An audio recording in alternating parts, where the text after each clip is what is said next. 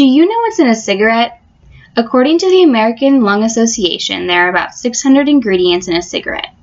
When burned, they create over 7,000 chemicals. Many of those chemicals are poisonous, and at least 70 of those chemicals are known to cause cancer. When you smoke tobacco, you are inhaling poison. When you breathe secondhand smoke, you are inhaling poison. Smoking tobacco should be illegal for all ages in the United States because it harms the population's health. My sister has smoked for 4 years, including during her pregnancy. Because of the smoking, my niece was born 6 weeks premature and currently suffers from asthma and frequent ear infections. My sister currently suffers from high blood pressure along with her nicotine addiction. In this speech, I will explain tobacco's harmful effects and what you can do to prevent them.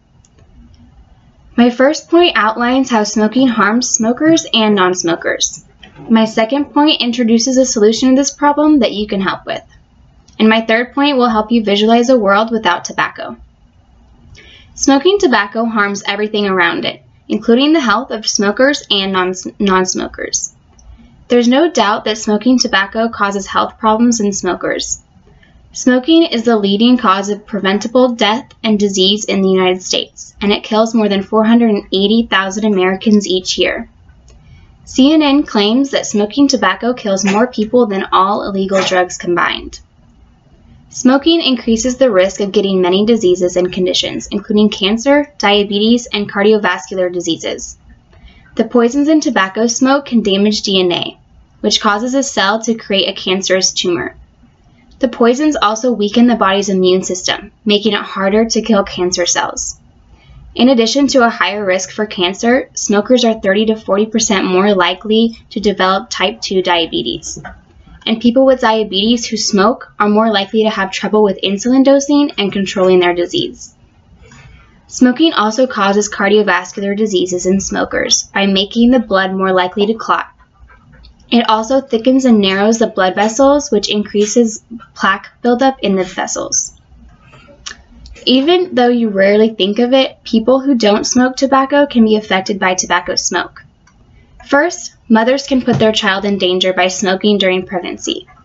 Smoking slows the baby's growth in the womb and increases the baby's chances of being born before full term, which often comes with health problems. Additionally, it raises the baby's risk for birth defects and sudden infant death syndrome, also known as SIDS. Aside from in the womb, children can be harmed by tobacco. Because their bodies are still developing, infants and young children are extremely vulnerable to the poisons in secondhand smoke, and their health is almost always affected by it. The Center for Disease Control and Prevention claims that secondhand smoke exposure is responsible for 400 infant deaths each year. Breathing secondhand smoke causes children's lungs to grow less than children who do not, which can cause respiratory infections like bronchitis and pneumonia. It can also cause more severe and frequent asthma attacks in children. Secondhand smoke can cause babies to have fluid in their ears more often, causing ear infections and the need for operations to insert ear tubes for drainage. Breathing the smoke can also harm adults by increasing their chance of heart disease and lung cancer. Secondhand smoke exposure kills 41,000 non-smoking adults each year.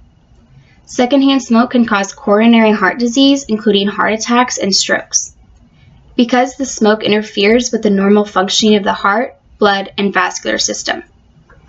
Even brief secondhand smoke exposure can damage the lining of the blood vessels and cause your blood to become stickier. Additionally, it can cause lung cancer by damaging cells. In the United States, more than 7,300 non-smokers die each year from lung cancer caused by secondhand smoke. Now that I've shown you that smoking tobacco is a problem, I'll describe to you what you can do to fix it. The only way to prevent these harmful effects is to make smoking tobacco illegal for all ages. If citizens want to create a law, they can present their idea to the state representative.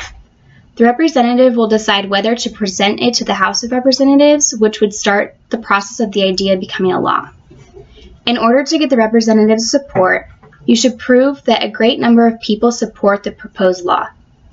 Petitions are one way of doing this. Getting signatures from supporters allows the government to see how many people want this change. Rallying within your community is another way. This helps spread your idea and gain more supporters. Both of these actions gain public support, which persuades the representative to agree and sponsor the proposed law. After explaining the solution, I will now help you imagine how making smoking tobacco illegal would help the country. Without smoking, the U.S. would be a healthier place.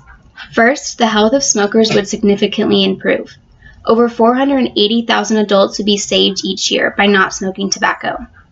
Non-smokers would also benefit by this law, since they won't inhale secondhand smoke. Over 14,000 children and over 41,000 adults would be saved each year by not inhaling secondhand smoke. Throughout this speech, I have talked to you about the harmful effects of tobacco and what steps need to be taken to fix this problem. First, I explained why smoking tobacco is dangerous to smokers and non-smokers. Second, I shared how we can fix this problem by petitioning and rallying to gain support from our state representative. Finally, I helped you imagine a world without smoked tobacco and how the population would extremely benefit from it. You should sign my petition and encourage others to do the same. With the support of the Wichita community, we can effectively make smoking tobacco illegal and make the United States a better place.